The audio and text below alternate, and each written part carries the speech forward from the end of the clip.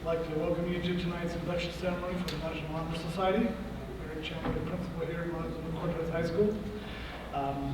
This is one of those fun things that I get to do, is just introduce and honor the students that are here. And what I find really important about the National Honor Society is that it's not just about academics.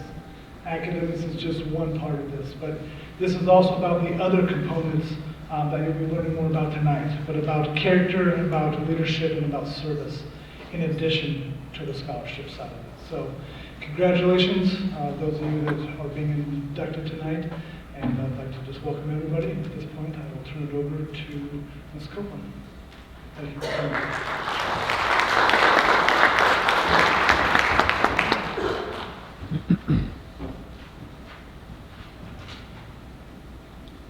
Good evening. Welcome to Montezuma-Cortez High School's National Honor Society induction ceremony. We would like to thank Mr. Moore and his ensemble jazz band, who disappeared now, for starting our ceremony this evening. This year, our NHS students have been very active. I would like to acknowledge their steps towards a positive future during these unprecedented times. They successfully completed a competition food drive between the classes, where they gathered a lot of much needed food for our local food bank, Grace's Kitchen. Grace's Kitchen said in a letter of thanks, "Your donation helps to ensure that we can continue providing food to some of the most vulnerable members of our community." Then, in January, we ran a very successful blood drive. We had over 50 donors. So, good job, guys.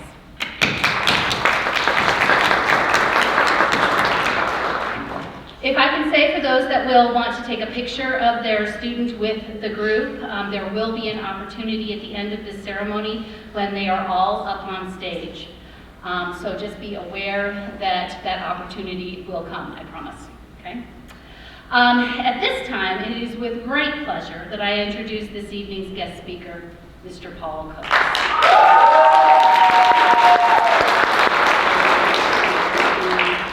Paul Coates retired in 2021 after 25 years of teaching English at Montezuma-Cortez High School, where he shared his love of the English language with 2 generations of students.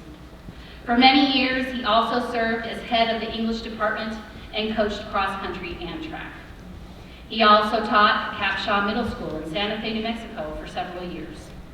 He has BA degrees in English and education from Calvin University and the University of New Mexico, and earned an MA in linguistic diversity from Adams State University.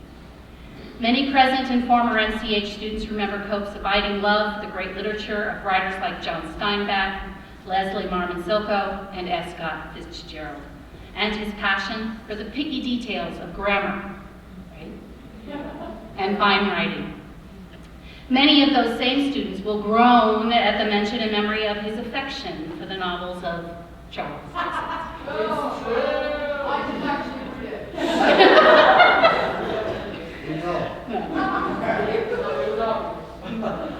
Teaching was but one of Coates' many vocational pursuits, and he is fond of pointing out that his 20 years in construction informed more of his classroom teaching than any of the education classes he endured in college. In high school, Coates was not inducted into the National Honor Society because his grades simply were not good enough. But these days, he revels in great books, local food, land restoration, and driving a 1992 Kubota, is that what we say? Kubota tractor around the lovely farm he owns with his wife one day. Please welcome Mr. Paul Coates.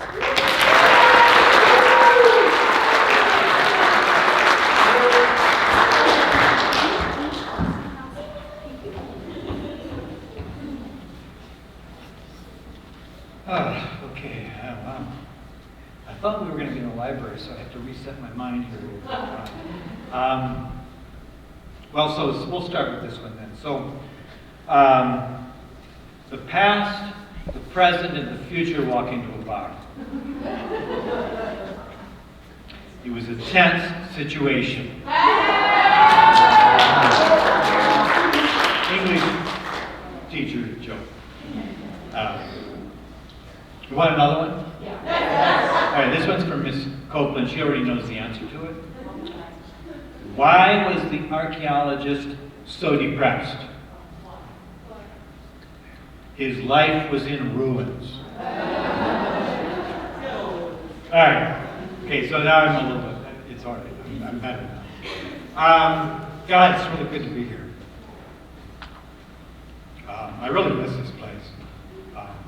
I had an existential moment this afternoon. I was telling a couple of people that were here half an hour ago.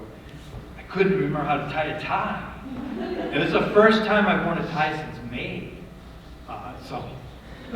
But I got it right finally, and I'm wearing a tie in honor of my wife, who just retired as a as a piano teacher. So it's really great to be here and see some of your lovely faces, and to celebrate a really great thing that you're doing. The National Honor Society is pretty important. I want to thank a lot of the students who actually asked me to come here and speak, to the advisors who give up enormous amounts of time and energy to make this happen, to you parents who raised your children and cared enough about your children to be here and to care about them to become citizens and students and scholars and all that. So thank you, parents. I'm going to start by asking a question that some of you will recognize because you wrote a paper about this in my AP Lang class last year, or tried to write an essay about it. And the question is this: what is school for? Or you could think about it a different way. If you don't like to end sentences with prepositions, like you're not supposed to, right? Yeah. There? Yes. Thank you. Okay. What is the purpose of education? Why are we here? Why do we do school? Why? Tonight I'm going to give you my answer. Some of you asked me a year ago, well, what do you think, Copes? And I refused to answer. So I'm going to give you the answer tonight, and it's actually in the context of why we're here tonight, this induction ceremony into the National Honor Society, which sounds pretentious and pompous, and it is, but it's a good thing. Okay? But before diving into the deep end and giving you that answer, we should probably talk a little bit about what is this National Honor Society, because some of you are new, some of you have short memories and have forgotten, some of you don't have a clue. This organization was started 101 years ago by a principal in Pittsburgh, Pennsylvania, who thought that students needed more recognition than they were getting in school. It is estimated that every year more than 1 million students participate in the National Honor Society across the country, across the globe. There are former members of National Honor Society chapters all dotted all over the globe. You got a couple of U.S. presidents. I don't know why all of them wouldn't have been, but there are a couple. There are a lot of Nobel Prize winners, of course. There are some popular figures who you might be surprised. Taylor Swift was in the National Honor Society. Sheryl Crow, Carrie Underwood. And of course, you know, there's a list of generals and admirals and scientists and people you would expect. And there are even a few athletes who made it into the National Honor Society. Anybody name one? No, not Michael Jordan. No, sorry. Best basketball player ever. Oh, we might have to amend that. No, I think there was a guy named Troy Aikman. I think he played for someplace in Texas. Ed McCaffrey, who played for the Broncos. They were National Honor Society people. There are National Honor Society chapters in 50 states. That's all of them, in case you forgot. Okay? All of the U.S. territories and almost every foreign country where there's actually a school. Okay? Canada, for example. We have a National Honor Society chapter here because we care about students beyond the classroom and how they participate in the community. Generally speaking, and Ms. Copeland alluded to this, National Honor Society students volunteer in their communities. It is estimated that the average National Honor Society chapter, and I'm going to start saying NHS, okay, if you don't mind. Okay, the average chapter donates 1,000 hours of community service, $26,000 of charitable contributions, coats, food, things like that, 1,000 pounds of products, 100 pints of blood, and I gave right over there the other day. So, so that's the National Honor Society. It's a big deal. So you guys that are being inducted tonight, this is a big deal. And for you guys that are already in, and I know some of you in the front row over here are already members, you're to be congratulated. It's an honor, and it's something noteworthy that you're part of. Which brings me back now to my original question. What's school for? And what does that have to do with the National Honor Society? You can go online and find all kinds of skeptics and critics and cynics who tell you that the National Honor Society is just another piece of busy work in your already busy lives because you're already overcommitted to all things, school. Some people think it's, nonsense, or that it's just a box you check on your transcript or your resume. Maybe it'll help get you a scholarship to some desirable college or university, which will ultimately lead to your, lucrative career and make you rich. I watched one YouTube where the guy said, it was very engaging, the guy said that the only reason you should join the National Honor Society is because all the other smart and good kids are doing it. But I'm going to refute that. Okay? I don't think that's true. Even though I was not a member, because my grades weren't high. Because I was lazy. Let's be honest. Okay?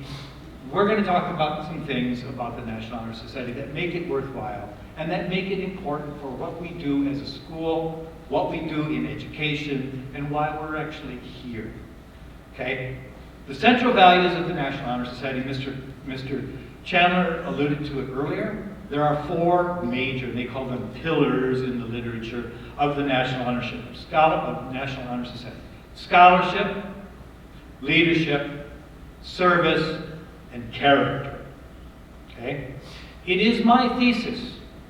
This sounds like an English class now. It is my thesis that these goals for students, those four things, okay, for all students, not just you guys, for everybody out here, for all students, those goals are exactly what all schools should be about. They are, in fact, the purpose of education. Now, I want to talk about each of those goals just for a couple of minutes, okay? And I don't have a lot of time, so don't worry. It won't be long. First one, scholarship. This appears to be the easy one, but it's not. At first glance, scholarship looks to be about grades and GPAs. But in this context, scholarship means a lot more than just your grades and your GPA. Okay? When you think about your academic performance, here's what the NHS wants you to think about in terms of scholarship. And it's what I think all schools should be about in terms of your academic performance. Okay? Listen to these questions and think about where do you land. Okay? And the answers to your questions will tell you how you're doing in terms of what the NHS expects from you. When you choose classes to take next year or in the future, okay, do you seek out a diversity of classes beyond just your specialty area? Or do you just stay in your comfort zone? Do you challenge yourself with advanced placement and concurrent classes? Or do you take easy classes because you know that'll help your GPA? In your classes, when you're sitting in class, over there in the back corner, okay, on your phone, okay, when you're in your classes, do you exhibit a curiosity about what's going on? About the subject matter? About what the teacher's talking about? About what you're reading? About what you're studying? Are you curious? Or do you just let other people answer the questions and you just kind of go along because that's easy and you know that that's all you really have to do You don't want to do the hard thinking. Okay? Fourth, sorry. Do you love to learn? Are you here to learn something? Or are you here because there's no really other options in life, and you're just checking off boxes, you're just going along with the flow, the bell rings and you go to the next one, and the bell rings and you salivate, and the bell rings and you just keep going along? Or are you really here to learn something? Do you want to know stuff? Or do you want to just look it up on your phone? Your answers in your head right now should point you toward what NHS and what M-CHS, I hope, want to use as a definition for scholarship. Second, service. Oh, this is a hard one because it involves time. Okay. The NHS requires that you put in some time, volunteer time, to be a member. This isn't community service like the judge requires of you. Okay, that's a different kind of community service. Why does the NHS want you to spend time volunteering and doing nice things for people? Because true citizens, successful citizens, outstanding members of a community are engaged in whatever community they find themselves in. Service projects are a great way for young people, for students, to discover that not everyone in the world thinks the same way, or looks the same way, or believes the same thing, or lives the same way. Community service reminds each of us that, here it comes. You knew it would come. In the words of Nick Carraway, from the first page of The Great Gatsby, I promised you I would get the Gatsby in here. Remember what Nick Carraway's father said to him on the first page of the novel. And if you didn't get to read that novel this year, or don't think you'll ever get to, you better read it. It's about us. Okay? Here's what Nick Carraway's dad said. Just remember, not everyone in the world has had the same advantages you've had. Community service allows you to look over the edge and discover that there are people who are different from you, who haven't had those advantages that you've had. Service helps all of us connect to our humanity, to the reality of pain and suffering and hunger and loneliness and loss and grief. That is part of the human condition.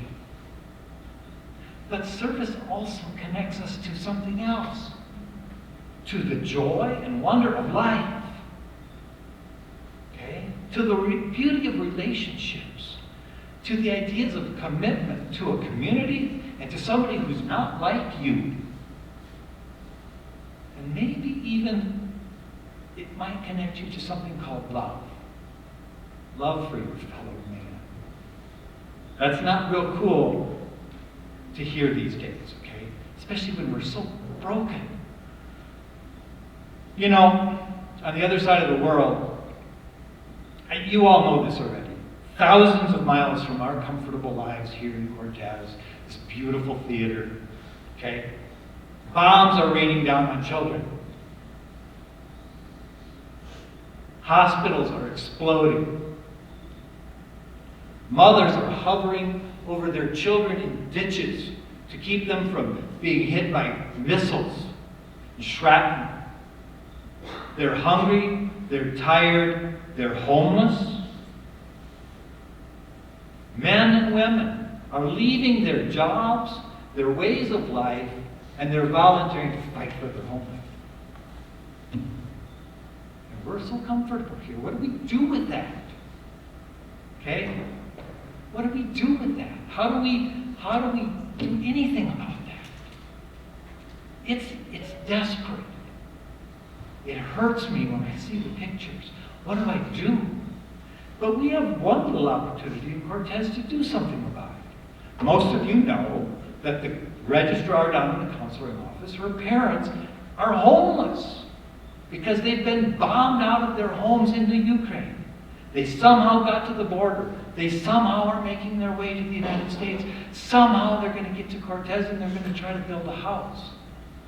They need help. We can reach out to them. We can touch those lives from desperate crisis across the globe. Look for that opportunity. And that's not the only opportunity, but that's just an example. So, starting a life of service. Young people, the NHS believes that this is the time you should start. Not when you're nice and settled and you've got 2 cars in the garage and you've got a career and, children to feed or whatever. Start when you're young. The habits of service are deep and meaningful and long-lasting. And they help us escape from that prison of ourselves. The prison of the self. The narcissism. That the whole idea is that the world revolves around me and my needs. Service helps you step outside that prison. Get beyond the prison walls of your own lives. You can do it through service. And that service, it grows all of us. It grows humanity. Third, leadership. This is a tricky one because the definition of a leader is often vague. What's a leader? What defines a leader? Who are leaders? When I was a kid, when I was in your age, I wanted to be invisible in high school because I had bad hair. I didn't know what the cool clothes were going to be next week. I sure didn't want to be a leader. That's for those popular kids over there. And so often we get blinded by this idea of leadership being popularity, by being cool, by cheap, shiny objects that keep flying at us from our culture. We used to call it bling and swag, but that's old school already, so I don't know what you guys call it. And so we often miss who the leaders are in our midst. Who are the leaders today? Who are the leaders in this building? Are you the leaders? What is leadership? It's so hard to define. It comes in so many shapes and sizes. It's not necessarily the kid that everybody sees. It's not necessarily the one that everybody listens to. But, gosh, high school. Bruce Springsteen wrote a song called Glory Days. Now, I'm dating myself. Okay, so Bruce Springsteen is still one of my pop heroes. Okay. He sings a sad song about the sad people for whom the pinnacle of their lives was their glory days of high school. Don't let the glory days of high school be your pinnacles. Don't put too much stock in popularity, in being noticed. That's not necessarily being a leader. And also you should remember that what Bruce Springsteen said about that. Those glory days, they'll pass you by like the wink of a young girl's eye. That's a great image for me, but I know it's sexist, so. And old.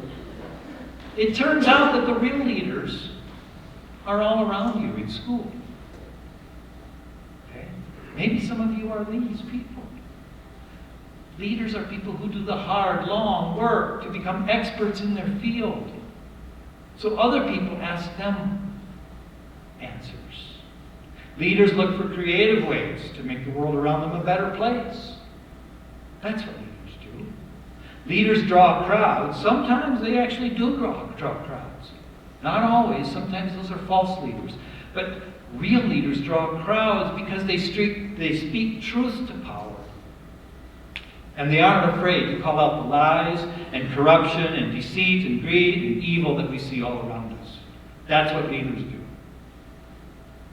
Maybe that's you. Leaders might be those quiet kids who sit in the back of the classroom who never say anything, whose voices and ideas are never heard because we're deafened as teachers, and we're guilty, As teachers and as other students, we're deafened by the noise of our own voices. And those quiet ones over there, those might be the leaders. So listen. Keep your eyes tuned to what others say. They might have ideas that will lead us to a better place. Leaders surprise us. They inspire us. They have great knowledge. They have amazing skills. They have amazing voices that you just want to listen to, whether it's on stage or behind a microphone. Sometimes it's their quietness, however, that you've got to really pay attention to.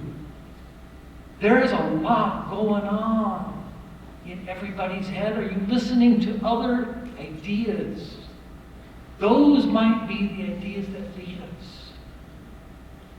Leaders don't suppress controversial or divergent ideas. That's not leading. When you see somebody smashing down ideas because they don't agree with them or they don't fit with their worldview, that's not a leader. That's a destroyer. Okay? Leaders listen to the divergent ideas. Those might be the ideas that get us out of the problems we got right now.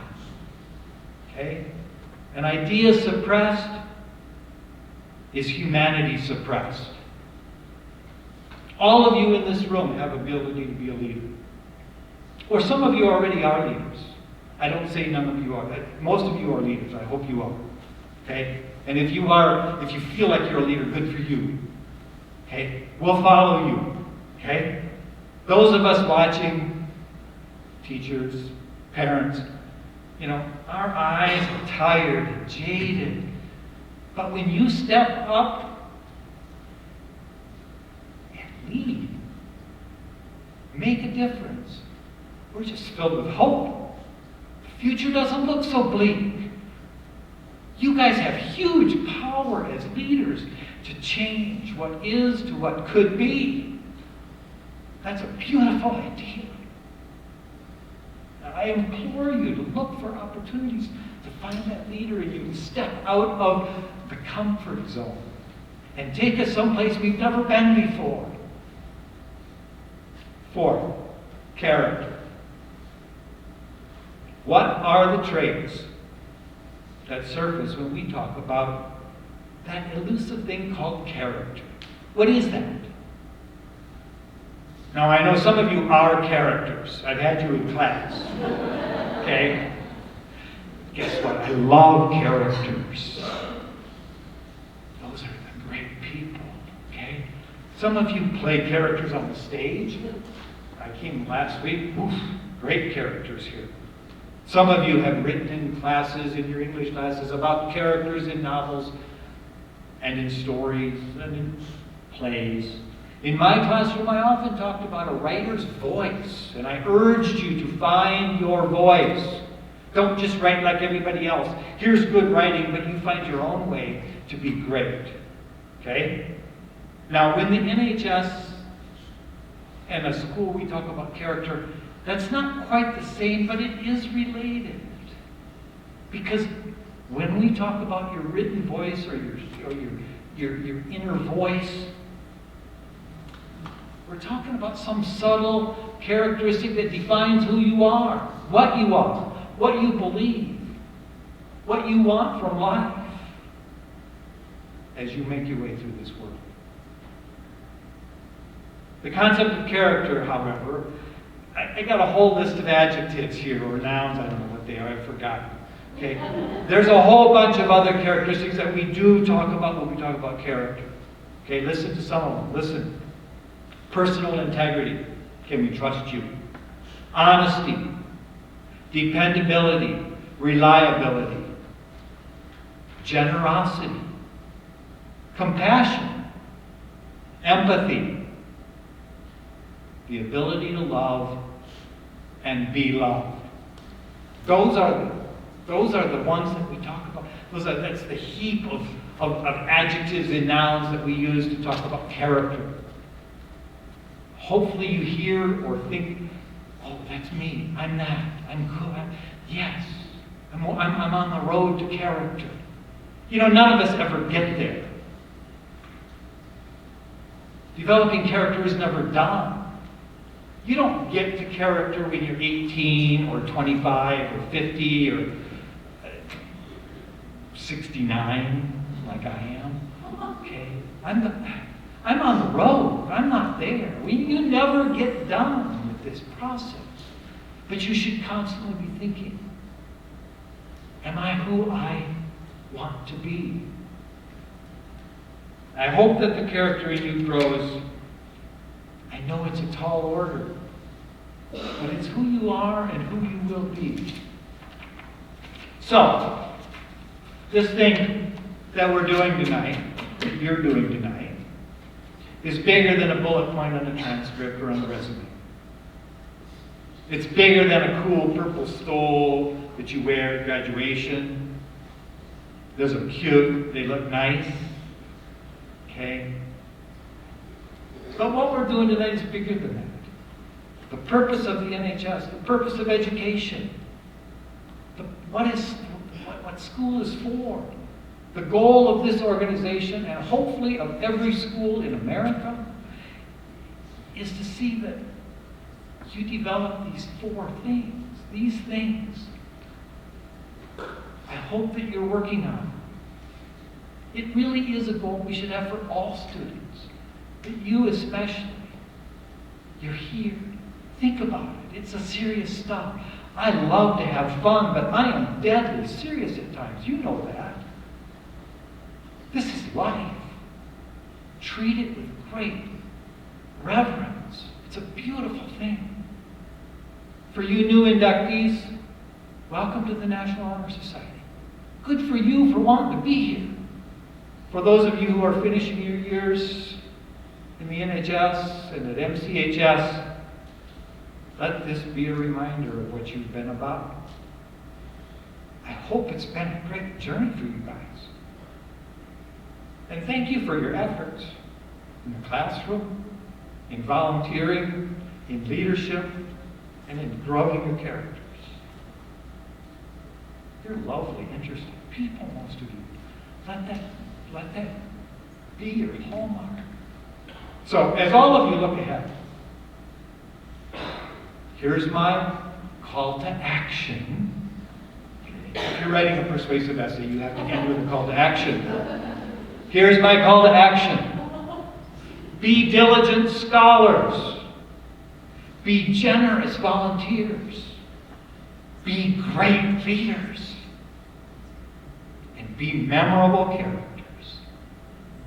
Our school, this school, our community, our nation, our world, we need you. Thank you.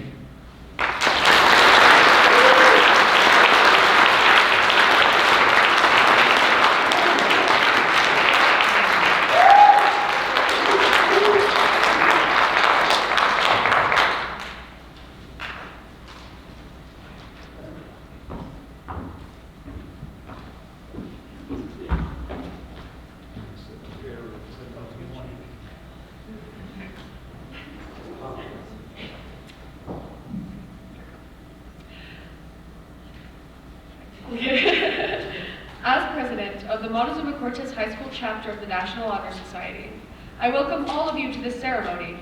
We are assembled here to induct into full membership in the National Honor Society those members of the sophomore, junior, and senior class who have been selected because they have excelled in character, scholarship, leadership, and service. To be elected in the National Honor Society is an honor that is recognized throughout the United States, because only students of the highest quality are selected. Our Vice President, Coral Jackson, will now give you a brief history of the National Honor Society.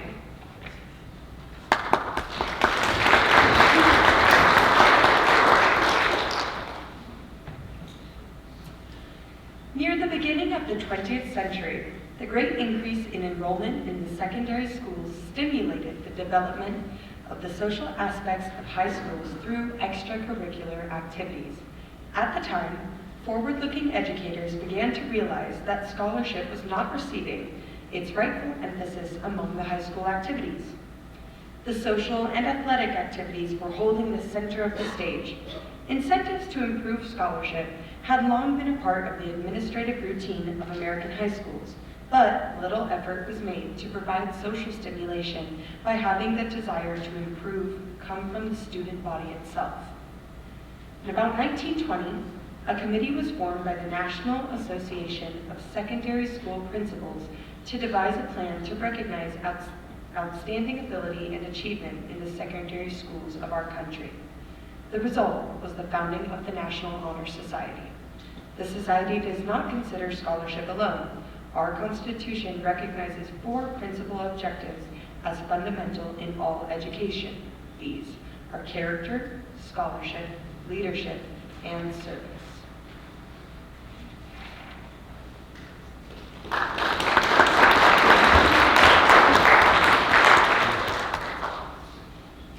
The emblem of this society is the keystone and flaming torch.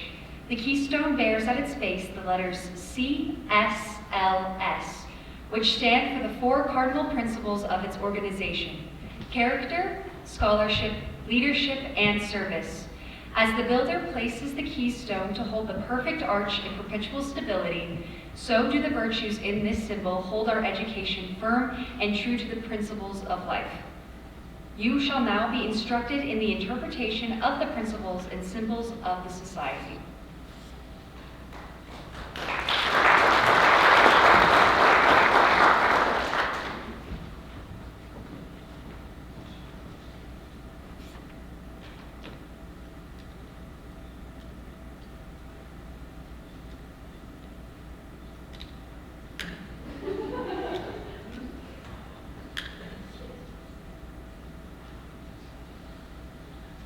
I am the spirit of the torch. I bring forward the searching light of truth and illuminate the keystone that holds our education firm.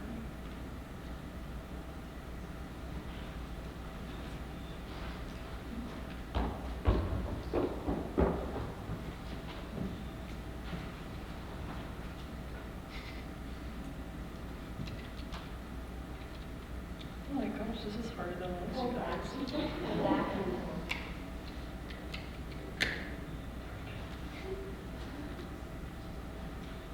My name is character. My color is white. Good character, perhaps the most important prerequisite of an intelligent, well-rounded citizen, may be defined as a composite of all common virtues.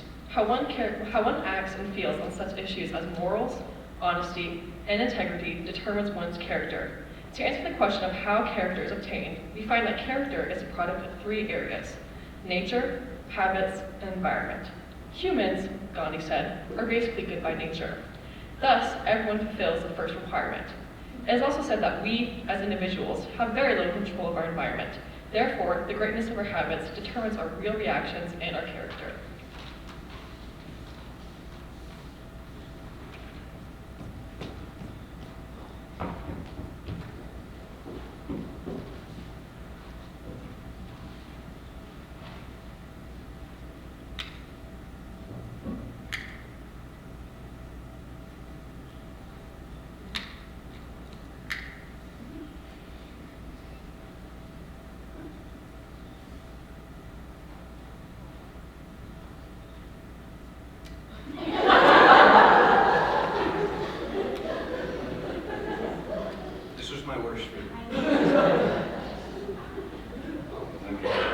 My name is scholarship. My color is gold, which stands for the treasure which good books hold. Scholarship is the power of the mind to dispel ignorance and superstition through scientific investigation of truth. I know the past, learn from the present, and strive for the future. Scholarship is within the reach of everyone, but he or she who desires it must put forth faithful, tireless effort, which is never lost, but is returned manifold in blessings. Knowledge gives light to all to distinguish between the right and wrong, the good and the bad, the true and the false, the brave and the cowardly, the just and the unjust. May you go forth carrying this golden treasure into the world. The pursuit of knowledge and scholarship is never ending.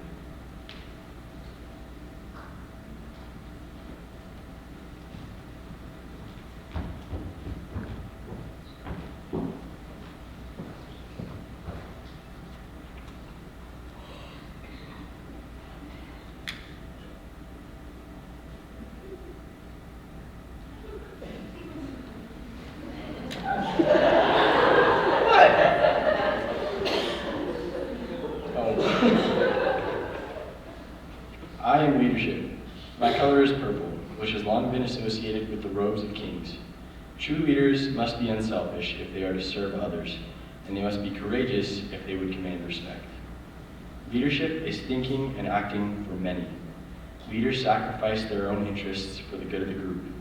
We look to you, who have proven yourselves to be the leaders, to continue the fight for the right and exemplify ideals of humanity.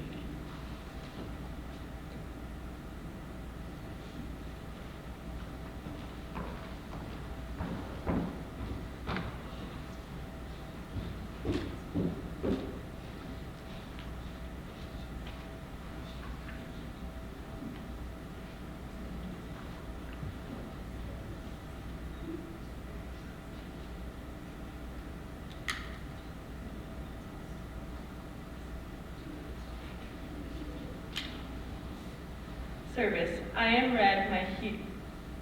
Am I red? Sorry guys. Service am I and red my hue.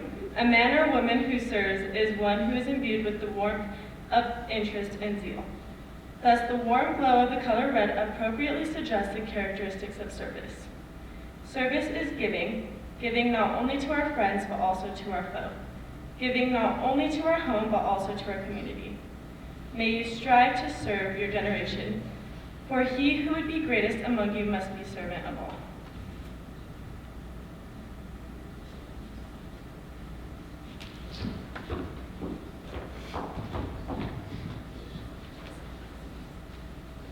Will the candidates please stand? The ideals of the National Honor Society have been explained to you. I shall now require you to pledge the National Honor Society oath. This pledge, I assure you, conflicts in no way with the duties you owe to your God, your country, your family, or yourself. If you will please raise your right hand and repeat after me. I do solemnly pledge to uphold the ideals of the National Honor Society. I promise to ever strive to build a strong character in myself and others, to further the advancement of scholarship, to carry aloft the torch of leadership, and to serve my school, my community, and my country. In the interest of humanity. I will endeavor to conduct myself at all times in such a way that my words, thoughts, and actions shall reflect pride in my school and honor to my parents and myself. I now declare you members of the Montezuma-Cortez High School chapter of the National Honor Society. I congratulate you upon your election to our organization, and on behalf of the members of our chapter, I extend to all of you a sincere welcome.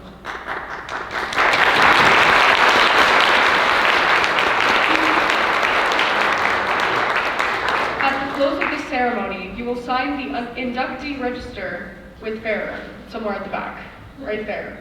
I don't know where we're signing, but outside. The Vice President will now introduce the inductees.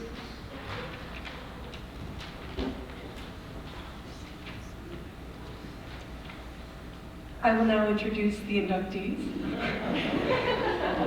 Whenever you hear your name read, come on up and you'll get your certificate, and then you'll just stand up here until all of your fellow inductees join you. Please hold applause till the very end. There can be little applauses, of course. No large eruptions. Yeah, right yet. Alrighty, here we go. Brooke Romine. Okay, you can applaud, never mind. There's enough time.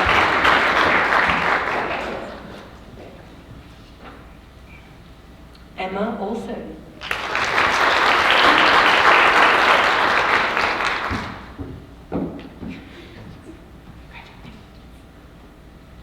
Alec Manuel.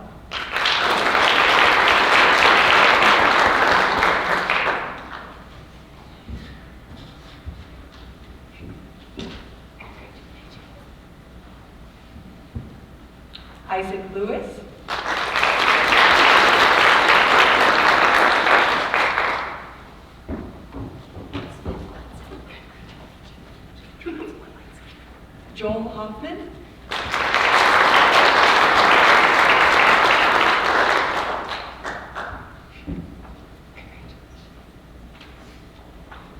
Gwendolyn Suckowin, big pigs.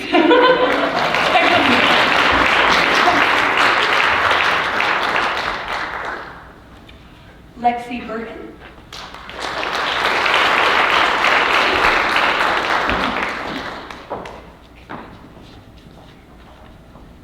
Sunshine Singleton.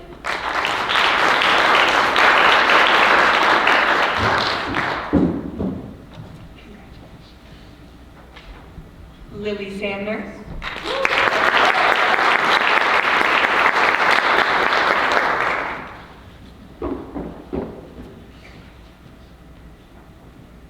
Annika Naranjo.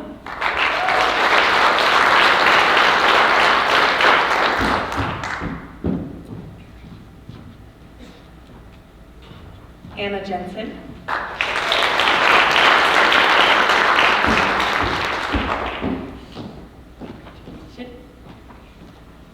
Easton Hartso.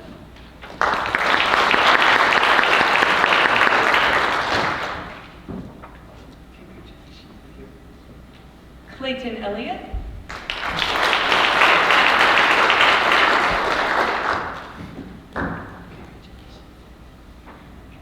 And Emmeline Beckler.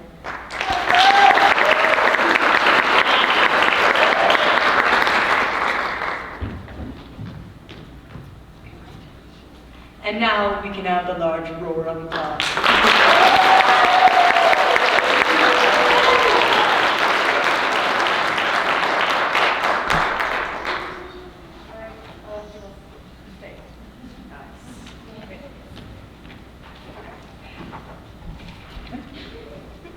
We will now present National Honor Society patches to our juniors. Again, please remain on stage when I call you up. All right. Gabe Crowley.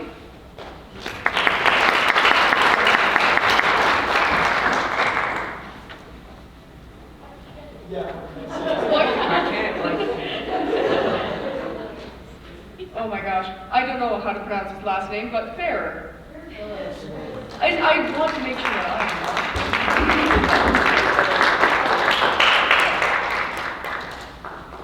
I'm Dominic Gomez. No. Micah Hoffman.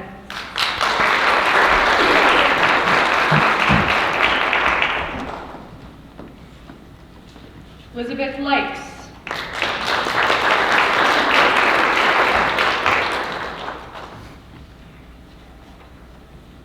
Quinn Manus.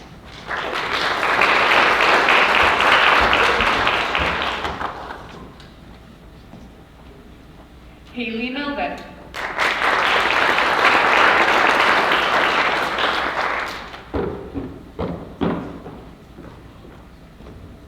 Thayer Blue.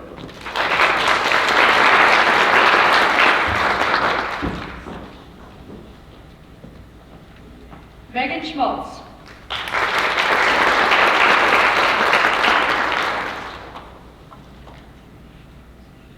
And Jaden Thompson.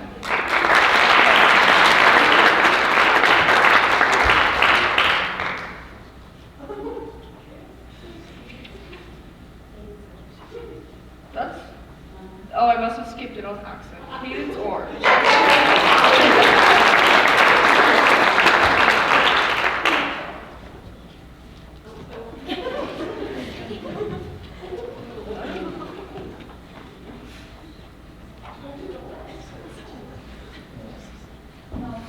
No, it's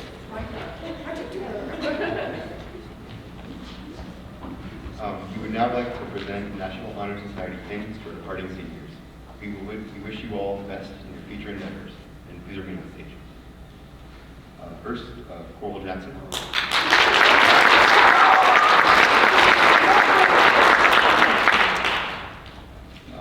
Grace Shepard.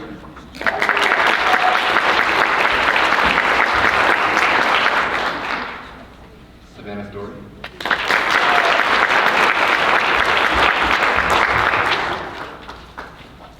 And Avery Wright.